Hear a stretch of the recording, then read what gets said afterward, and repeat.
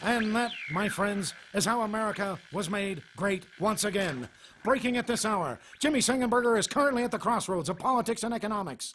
Radio broadcaster master, now the celeb on the web. He's the smarty of the party. He's in cahoots with the grassroots. Jimmy at the Crossroads brings you thought-provoking commentary, hard-hitting interviews, original satire, and the best bumper music known to man. Jimmy at the Crossroads!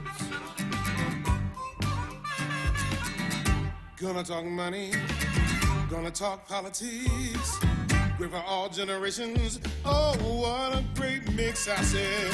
Gonna talk money, gonna talk politics, great for all generations. Oh, what a great mix. I got Jimmy at the Crossroads, making sense out of nonsense.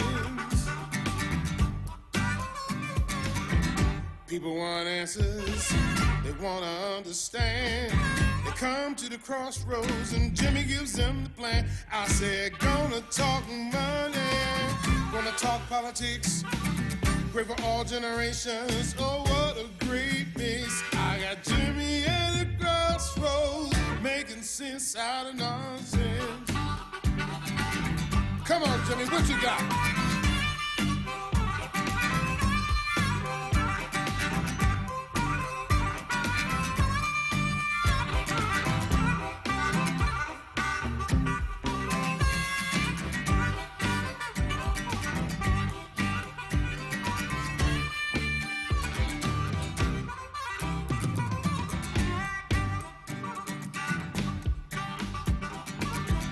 Policy and markets, elections, current events, the broadcast master tells us how to win. I said, hello, my friends, and welcome to another edition of Jimmy at the Crossroads. I'm Jimmy Sengenberger, back in the saddle with you after a Memorial Day weekend. Thanks so much for joining us, being a part of the program, coming to you in partnership with the Washington Examiner. Such a pleasure and a privilege to be with you today, as always, on this Tuesday, May 26th. Thanks for joining us. Great show coming up today.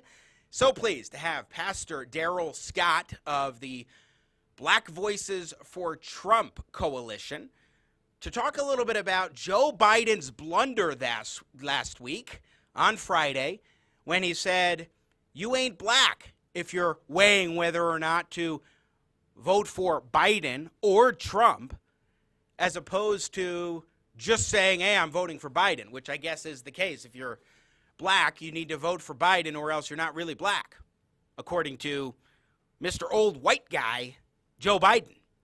We'll talk with Pastor Darrell Scott about that. Looking forward to the conversation. We will also be joined by Gordon G. Chang, noted China expert and, of course, author of the book, The Coming Collapse of China, frequently seen on Fox News and a regular guest here on Jimmy at the Crossroads. We're going to talk about a topic I'll get to momentarily as well, which is what China's doing with Hong Kong and also Taiwan. That is deeply, deeply disturbing. And I have to tell you that it really is related to COVID-19, the coronavirus.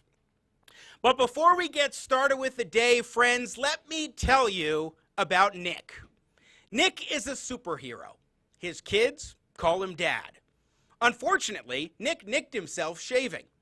Don't let your superhero get nicked like Nick. Go to scruffyman.com today for amazing Father's Day discounts. Use the promo code Jimmy and Shazam, you'll get an additional 18% off. That's scruffyman.com and use the promo code Jimmy at checkout. Sponsors here on Jimmy at the Crossroads. So let's jump in to China and what's happening there.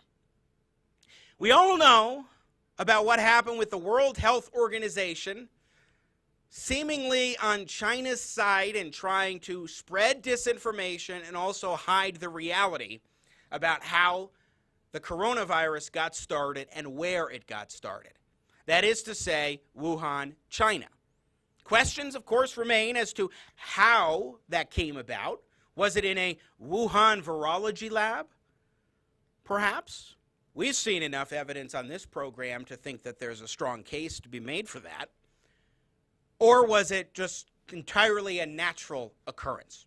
Just happened naturally from bats that exchanged this virus, and then it ended up somehow in a human body and then spread from there.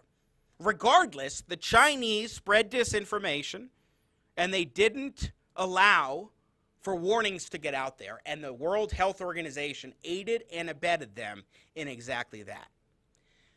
Well, we must remember, too, because we played this clip a couple months ago when it happened, the World Health Organization, one of their leaders was in an interview with a Hong Kong news outlet asked about Taiwan. Take a listen to this. Would the WHO consider Taiwan's membership?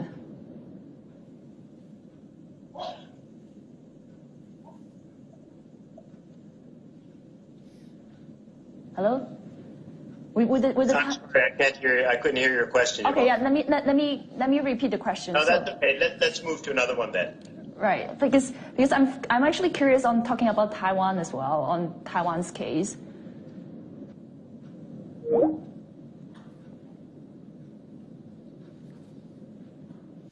We decided to give Dr. Alward another call to follow up. And I just want to see if you can comment a bit on how Taiwan has done so far in terms of containing the virus. Well, we've already talked about China, and when you look across all the different areas of China, they've actually all done quite a good job. So with that, I'd like to thank you very much for inviting us to participate, and good luck as you go forward with the battle in Hong Kong. Here's the significance of that exchange with a Hong Kong media outlet. It is not even as much about the Chinese propaganda aspect of the WHO sort of reaffirming the Chinese messaging, but it also, on coronavirus, but it also was doing exactly that when it comes to the question of Taiwan. Now, Taiwan is a region that China considers to be still a part of it. Now, Taiwan considers itself to be independent of China. The Chinese government says, no, you're still part of us. They're just operating autonomously somehow. Now, really, there's a case to be made that the United States should give recognition to Taiwan. I think Senator Cory Gardner of Colorado, for example, has said that the United States should recognize Taiwan fully as an independent state. But nevertheless, the Chinese view Taiwan as part of China, which is exactly what was being reinforced with that WHO official who says we already talked about China, all of China. He included Taiwan in China and didn't want to specifically address Taiwan because of the propaganda that the Chinese government consistently puts out about Taiwan. Well, you have something else with Hong Kong. In 1997, I believe it was, Hong Kong became a part of China in a semi-autonomous way. It used to be a British colony. The Brits said, hey, China, you can have them back, but for 50 years, you have to allow them to be largely autonomous, to run their own affairs, to not have Chinese secret police in there, to have an independent judiciary, so on and so forth. Well, that all changed in the last few days when Xi Jinping, the ruler of China, decided to alter the terms of the arrangement. Let's go to cut one. Here's a little snippet from Fox News about what China is doing in regards to Hong Kong. Yeah, hi Trace. And China is using last year's pro-democracy protests as an excuse to bring in this new law. They claim that last year's protests were a national security threat and they need to be responded to. As a result, we have seen further protests over the past weekend with 120 people arrested, the tear gas fired all over the city. This new law from Beijing would ban treason, subversion and sedition against the Chinese government. Protesters worry that the law will open the door to mass arrests, letting Chinese spies and security forces operate freely in Hong Kong, effectively ending the one country, two systems principle. National Security Advisor Robert O'Brien rallied behind them. All Americans should watch what's happening on the streets of Hong Kong and realize on this Memorial Day, as we honor those who fell to keep us free, that the price of freedom is high. And the folks in Hong Kong are going to the streets and they're protesting to demand their very basic rights. The Trump administration taking the right position on that. One country, two systems is the idea that technically Hong Kong is part of China, but it's also able to control its own internal affairs. And now, shall we say, Darth Vader says, I am altering the deal, pray I don't alter it any further. And that's what we're seeing right now. An alteration of this deal with Hong Kong that for 50 years they were going to be independent in essence, like at least well enough in terms of their autonomy. Now China's changing that under the cover of the coronavirus. We'll talk more about this with Gordon Chang later on in the program. But what they also did regarding Taiwan is striking too. That is, they have said for years and years, we want peaceful reunification. That's been the phrase from China about Taiwan. We want peaceful reunification, to bring Taiwan back under China. And in the past, what they have offered to China is something similar to Hong Kong. One country, two systems. You get semi-autonomous authority. For the most part, you get to control your internal affairs. Well, China the other day dropped peaceful, and they just want reunification now with Taiwan. You couple that with what they're doing with Hong Kong, and you could tell that their objectives with Taiwan have changed. Their treatment towards Taiwan has changed. They're not sincere about one country, two systems anymore there. Taiwan can't trust China to follow through, if they can even follow through with their promise, their pledge to Hong Kong. And now Hong Kong, it looks like we'll have secret police there. Hong Kong may have judiciary members appointed by the Communist Party of China. Fundamental changes, hence protests going on once again in Hong Kong. All happening under the cover of COVID-19 and coronavirus.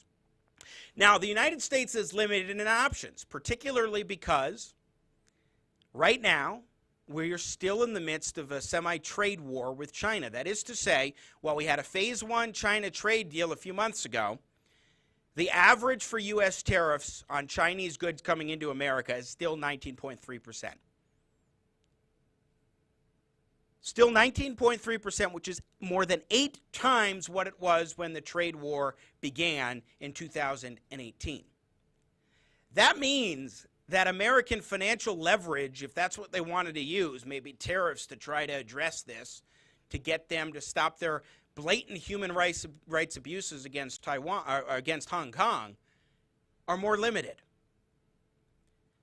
It's more difficult, more challenging for the United States to put economic pressure on China, because if they put tariffs, increased tariffs, for example, that are already higher, then that will put more of a squeeze on the American economy, not just the Chinese economy. So the tools are limited here, plus the Chinese already have tariffs averaging about 20.3% still. So tools are limited, in my view, but we'll talk with Gordon Chang more about that later.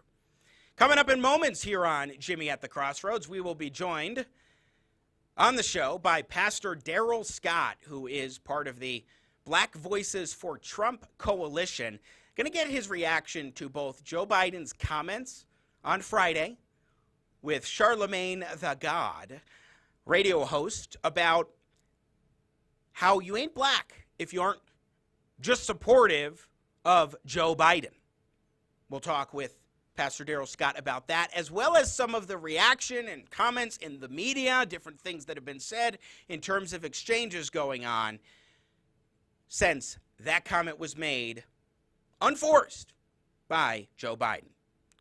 Keep it right here. You're watching Jimmy at the Crossroads, coming to you in partnership with the Washington Examiner. America's politics are crazy. The culture is in flux. That's why we work hard to help you keep up. More politics, more culture, and more access.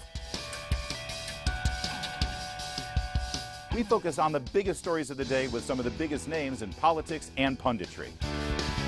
Go to our website, WashingtonExaminer.com. Subscribe to our YouTube channel. Be sure to follow us on Facebook, Twitter, and Instagram. We all have rules we have to follow.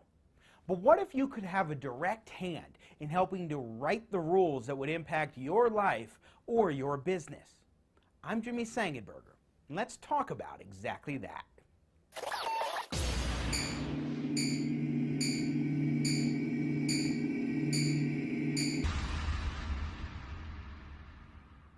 There's a lot of talk these days about the Trump administration's efforts to deregulate the American economy. If you think about it, though, deregulation is actually a great thing because it unleashes the unlimited potential of each and every individual. But in a lot of cases, you actually find folks advocating for more regulation, and frequently those people are the ones who will benefit most from the regulation.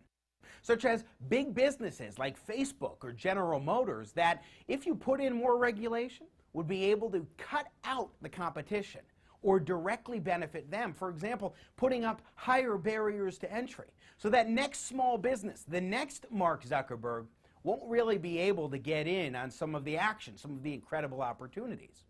For example, last year we had the data privacy scandals for Facebook. Well, Mark Zuckerberg, CEO of Facebook, went before Congress and testified before a Senate committee. I think the real question, as the internet becomes more important in people's lives, is what is the right regulation, not whether there should be or not. But you as a company welcome regulation? I think if it's the right regulation, then yes. You think the Europeans have it right? So would you work with us in terms of what regulations you think are necessary in your industry? Absolutely. Okay. Would you submit to us some proposed regulations? Yes, and I'll have my team follow up with you so that way we can have this discussion across the different categories where I think that this discussion needs to happen. Look forward to it. Now, what did you notice in this video? You had CEO Mark Zuckerberg say that he supports the right regulation, and a United States senator actually asked him to provide some sample regulations to potentially help write the regulations. Big businesses tend to support more regulation because it hurts their upstart competitors, say the next Mark Zuckerberg. That's why General Motors CEO Mary Barra has been advocating for a brand new effort to regulate in advance of the interests of battery-powered cars, which makes perfect sense because Mary Barra has actually begun moving forward with GM toward an electric-only future.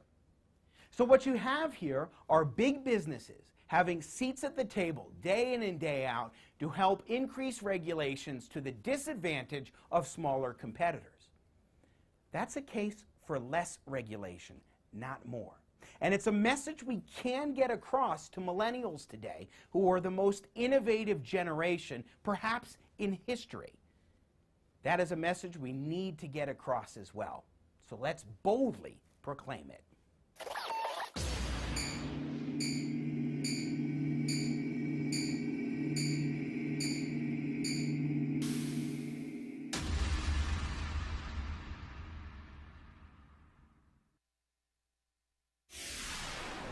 And now, the further future adventures of Starship Winkler.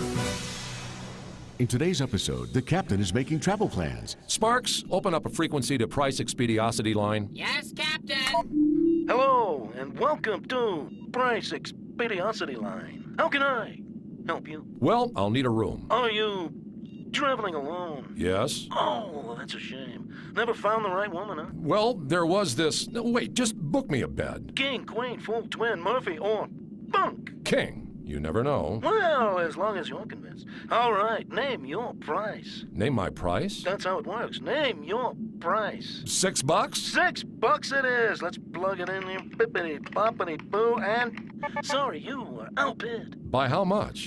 Benny, someone bid 6. Oh, 1. Who? Oh boy, I just booked a room for $6.01. Well, will the captain ever make a good bet bid? Tune in next time when we hear... Here's one for 602. I'll take it. $1,000. Oh, damn dramatic pauses. On Starship Winkler.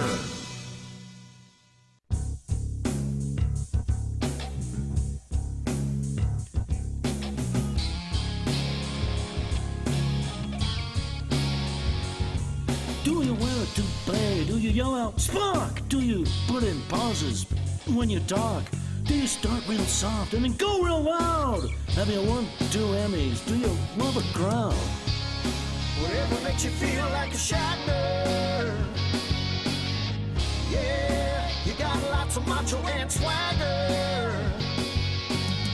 You had alien affairs. You sing bad but no one cares. You find low airline fares. If you like to work, got a handsome smirk. If you're Captain Kirk, whatever makes you feel like a Me. Phasers on. Stunning.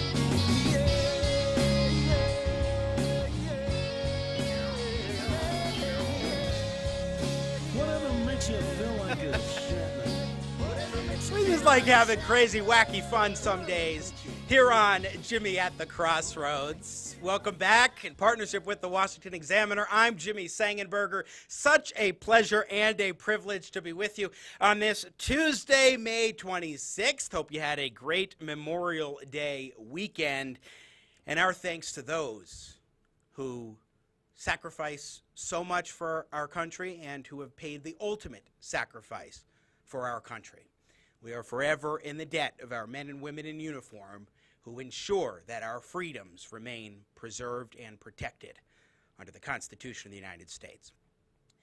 Good to be with you today, as always. Such a pleasure and a privilege, and we want to get into a little bit of politics today on Jimmy at the Crossroads. And let's start by playing the clip that everybody's been talking about in a radio show on Friday with Charlemagne the God.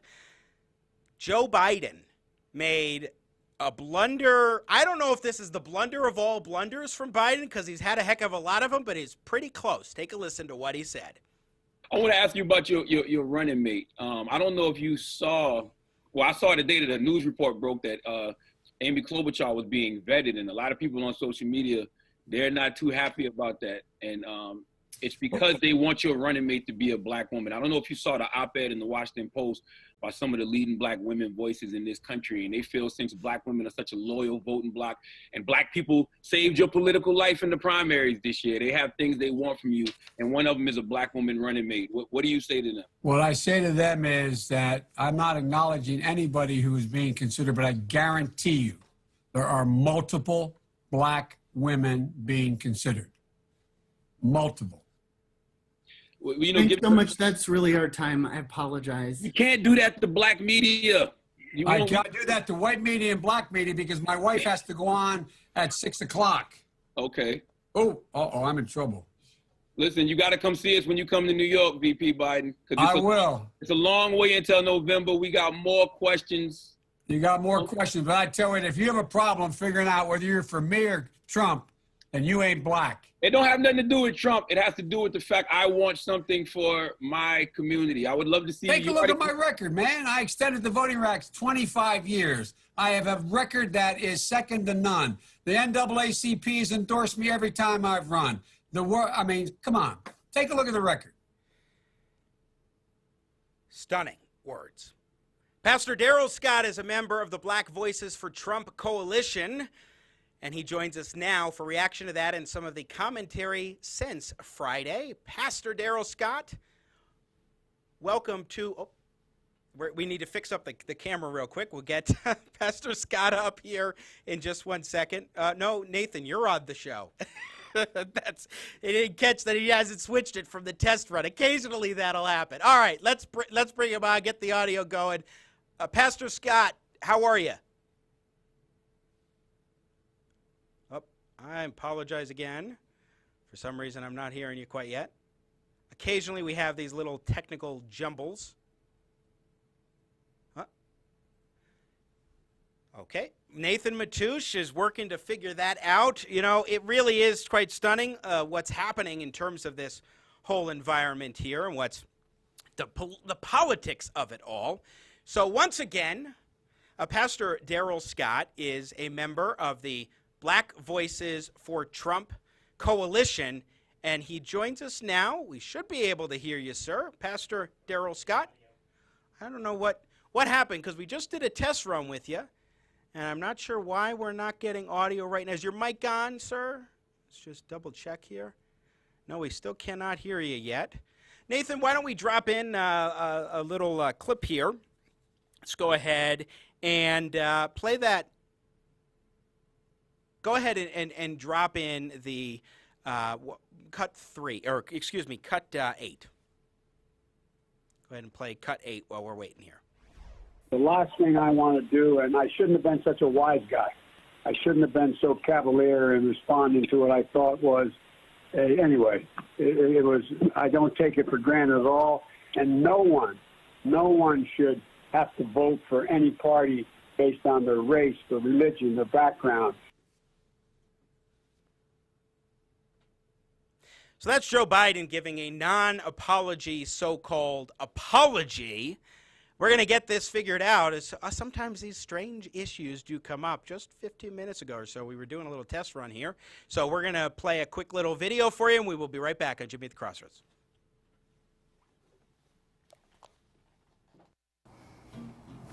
So these are the auditions for guest host of my new show, Jimmy at the Crossroads. Please step up and state your name. Hi, I'm Dr. Phil. You know, every pancake has two sides, and we're going to get to the other side of that pancake when we come back from the break.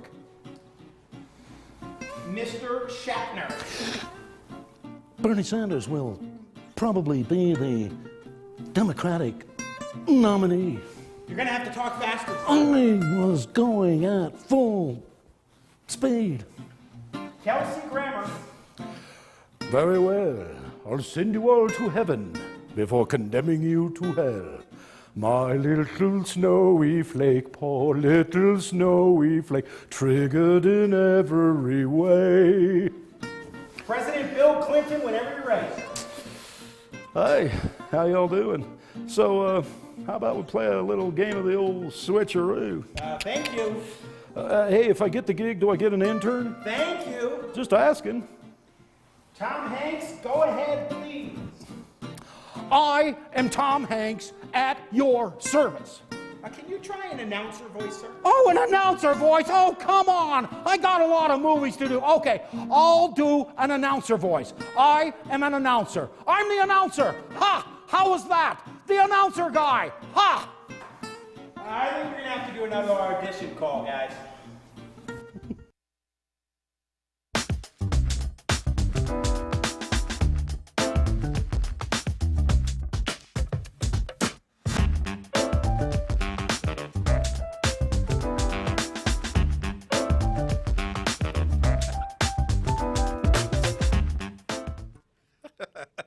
Welcome back, Jimmy at the Crossroads, where we boldly go back to the Star Trek thing before, we boldly go into solving technical problems on the fly when they occasionally happen. It looks like we could see the audio here for our guest from the Black Voices for Trump Coalition. We've got Pastor Darrell Scott to provide some reaction to Joe Biden's, I don't know if this was the ultimate blunder of Biden because he said so many, but welcome, Pastor Darrell Scott, to the show. God bless you. Can you hear me now? Yes, I can. It's good to have you. Thanks so much for joining us. You know, I've been kind of confused all weekend, and I really don't know what to do because I got my census form in the mail, and I have to fill it out. But since I didn't vote for Biden, I don't know what ethnic group to put down because apparently I'm not black. You know, I'm not sure how to solve that one. I don't know. They don't have. I don't know. They don't have a. I don't know what I am. I'm not black. I didn't vote for Biden. I don't know what to do. Nathan, find a solution. Go on to Google. Maybe Vice President Biden's website will tell us the answer. Isn't that just? It's absolutely the old white guy telling somebody if they're black or not. First of all, didn't the Democratic Party say that the old white guy was an existential threat to America. And now they have the old white guy. And, you know, he was in drunk uncle mode. You know, they affectionately call him in the black community Uncle Joe. So he was drunk Uncle Joe this past week. He was in drunk uncle mode. Now on yesterday, he was sober Uncle Joe that realizes I made a mistake at the party and I got to clean it up. And so he got with his team and they tried to issue some statement that to clean up his mess. But you know what it is? He relaxed. He let his guard down. And he made it plain the mindset of the entire Democratic Party that we expect the black community to automatically vote Democrat. And if you don't automatically vote Democrat, something must be wrong with your blackness, or you're not really black. Yeah, it's stunning, that attitude. Like, there's such a level of hubris to that statement. And the thing, too, is entirely unforced. Not that it could be forced anyway, but there was no reason or basis for him to mention that. He felt very comfortable. If you notice, he was in Democratic politician pander mode. And so his interaction with Charlemagne was, I guess, on what he perceived to be a stereotypical black level, because I noticed he called him man a lot, where, you know, when you go on other programs, when he's on other networks, he doesn't call the broadcaster man, but with Charlemagne, yeah, man, because he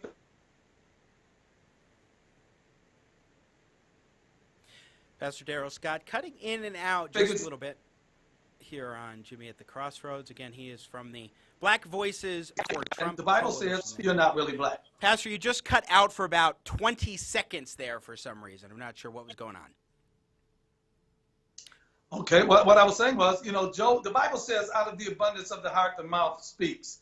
And so Joe spoke out of the abundance of his heart before his mind had a chance to catch what he was saying. And he expressed the mindset of the Democratic Party that if you are black or you're a member of the black community should monolithically, overwhelmingly support the Democratic Party. And he's saying that if you do not do that, apparently something is wrong with your blackness, or you're just not really black.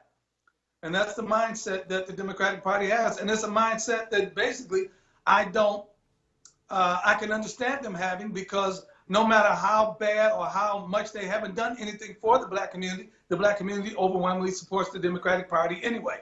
The black community will put the Democratic Party over principles. They will put the Democratic Party over their religion. They'll put that Democratic Party, their adherence to the Democratic Party, they will stick with the Democratic Party come hell or high water. A large segment of the black community will do that. Yeah, we'll get to the idea that you were just pointing out about Democratic policies and how they have hurt the black community, but I want to play cut 8 here, which is Joe Biden giving one of those non-apology apologies to about this whole question of what he said. The last thing I want to do, and I shouldn't have been such a wise guy. I shouldn't have been so cavalier in responding to what I thought was anyway, it was, I don't take it for granted at all. And no one should have to vote for any party based on their race, their religion, their background. I didn't hear I'm sorry or I apologize for my statement. It was I shouldn't have been so cavalier, Pastor Darrell Scott. You know, Joe did the, oh, I was just playing excuse. Oh, I didn't mean it, I was just playing. But then, you know, he cut himself off. He said, I shouldn't have been so cavalier to what I thought was. Then he said, well, anyway. And I wanted to hear what his thought was. He thought that his answer was okay, but I guess other people didn't think it was okay. Yeah. So he gave a non-apology. Yeah. Well, that's the way that it is when you have a gaffe that was completely unforced and ridiculous. There really isn't a response beyond that. I think he really revealed, you know, when he gets going and he gets adamant and he starts popping off, a lot of different things come out. And this was one of the things that came out because, you know, I remember during the 2016 campaign, they talked about a president's or a presidential response. And they said that a president should be measured in their response. But if you notice, when Joe gets going, he's not very measured in his responses. Anything is liable to come out, but what what comes out is usually his genuine feelings, his authentic feelings, his true feelings about whatever the subject matter is. And his true feelings were, listen, if you're black, you're supposed to vote for me. What's wrong with that? And then when he talked about looking at his record for black people, we don't want to bring that up because Joe Biden vehemently opposed desegregation in the 70s. Joe Biden stated that he stated not too long ago that we need more liberal George Wallace's today. He was a supporter of Strom Thurmond. He was the architect of that 1994 Clinton crime bill that Joe Biden actually said it was hijacked from him, that it should have been called the Biden crime bill. There's video of him on the floor of the Senate advocating for that bill and calling blacks predators and just talking about the black community in very disparaging tones. Joe Biden made no secret of his regard for the black community at large until he decided to run for president. Now he's in cleanup mode. Yeah, well, you know that President Trump had signed into law last year the First Step Act, which undid a heck of a lot of things in that Biden crime bill from 1993, 1994. And something else worth bringing up as well is that Biden has been very supportive of the expansive welfare state. A couple of weeks ago, we had Dr. Walter E. Williams on to talk about poverty in America today. And he's, of course, done a lot of research on race and economics and the role of government welfare programs in keeping minority communities in poverty. And that's something that Joe Biden has been very supportive of, while President Trump, during his administration, has been working with folks to try and provide additional reforms to the welfare system to promote more work and drive for opportunity for people to improve their situation as opposed to remaining in poverty. Absolutely. You know, welfare was never intended to be generational. Welfare was never intended to be permanent. Welfare was always intended to be a temporary solution to a temporary problem. If you found yourself in dire straits and needed some temporary assistance, that's what welfare was. But in the black community, welfare has become generational. When I'm saying generational, I'm talking about right now, you're talking about 4th and 5th generation welfare recipients. And so that's something that was never intended to be the purpose of that. But what it does, it keeps the black community dependent upon government. And it's a mindset that can infiltrate the entire community to make us think that our community cannot do without welfare. And so we'll have a cause for alarm. And they'll tell us, I can remember back in the 80s, those in the black community saying, do not vote for Ronald Reagan because Ronald Reagan is going to cut welfare. And it caused a panic and an alarm in the black community, and they're doing that now. Trump is trying to cut food stamps. Trump is trying to cut welfare. Well, Trump had generated historic levels of unemployment. There's no need for welfare for able-bodied people that can find a job. What would you rather have, a job or welfare? And that's the mindset that this administration is trying to promote. Self-empowerment, gainful employment. And it gives you a measure of respect for yourself and respect for your community that welfare deprives you of. Pastor Darrell Scott, our guest. Just a few minutes left with you, sir, from, of course, Black Voices for Trump Coalition. This discussion and Biden's comment that you ain't black if you don't vote for me came up after he was asked about a black woman being picked as his vice president. And when he hedged on that question and didn't answer, cut 10, Charlemagne was asked about this on Joy Reid's program on MSNBC regarding the notion of Klobuchar, for example, a white woman being the vice presidential pick. So I'll ask the question to you. What if Joe Biden says, nope, I'm picking Amy Klobuchar, she's my running mate? Then what do you do?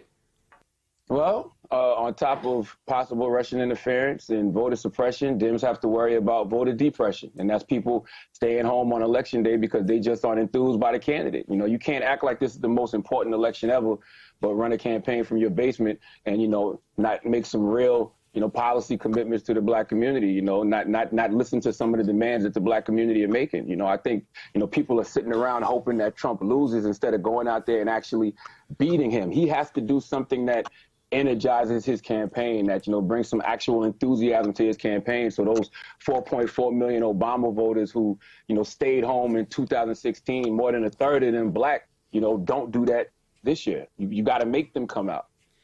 What do you make, Pastor Darrell Scott, of the push among Democrats and people like Charlemagne for a very narrow pick, that is specifically saying they want a black woman specifically who will also look out for black interests through, it seems, more liberal policies and programs? But watch this. The purpose for wanting the black woman is to use her to win him an election. We didn't know what the black woman could bring to the table other than her black.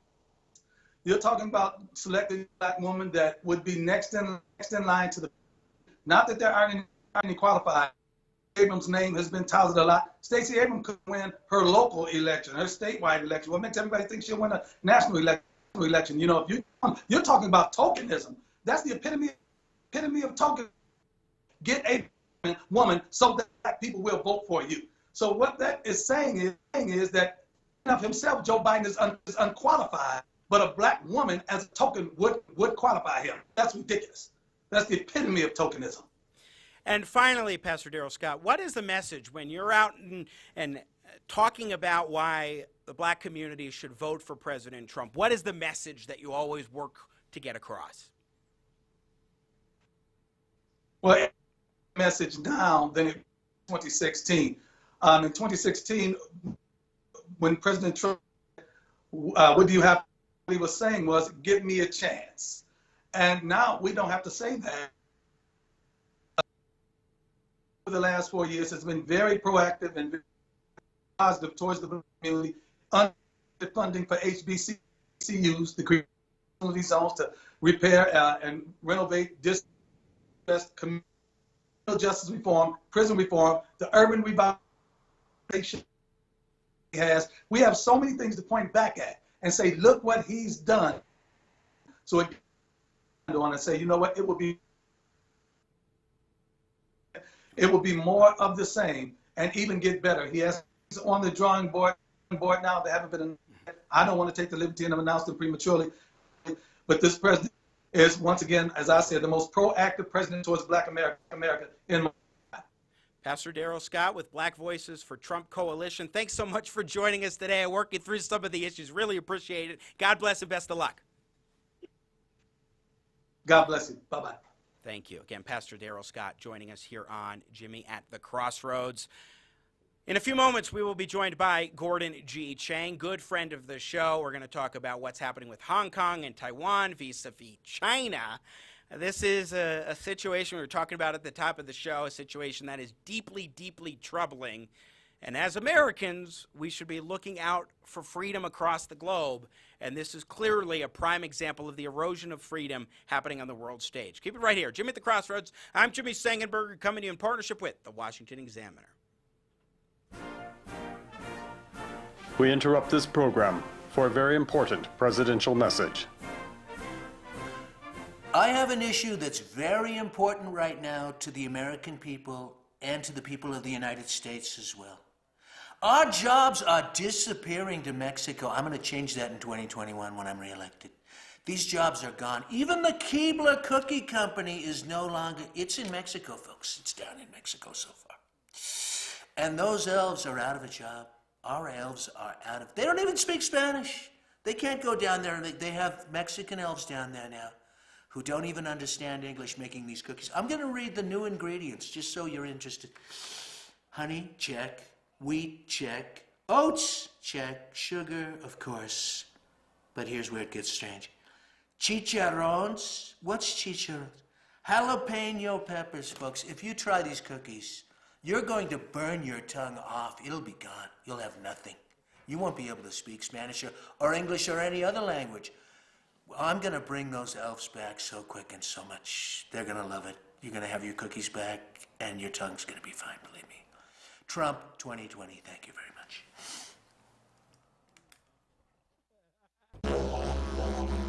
Crikey, that was the biggest bloody mosquito I've ever seen. Wait, coming in. Oh, G'day, mate. You know, after a long day of kangaroo wrangling and croc roping, a man can really work up an appetite. Not to mention a whopper of a backache. I know a place, and that's why I like coming into the Back Out Steakhouse.